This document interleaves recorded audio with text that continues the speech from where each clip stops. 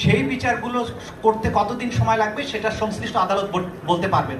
কিন্তু আমাদের আন্তর্জাতিক অপরাধ ট্রাইব্যুনালে প্রধান অভিযুক্তদের মামলা ইনশাল্লাহ সবার বিচারই প্রায় আগামী 1 বছরের মধ্যে আমরা শেষ করতে পারবো বলে আশা করছি, এবং আশা করছি সেটা সফলভাবে আমরা করতে পারবো।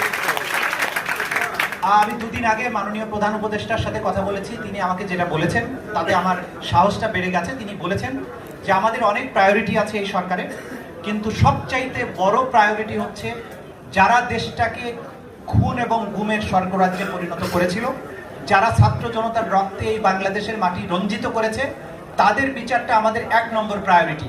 কাজে এই জায়গায় ব্যর্থ হওয়ার কোনো সুযোগ নেই। আমরা সবার বিচার করতে পারবো না, কিন্তু টপ স্কোরারদের বিচার ইনশাল্লাহ বাংলাদেশের মাটিতে আন্তর্জাতিক স্ট্যান্ডার্ড মেনটেন করে নিখুঁত এবং নিরপেক্ষভাবে ট্রান্সপারেন্ট ওয়েতে আপনাদের বুঝিয়ে দেব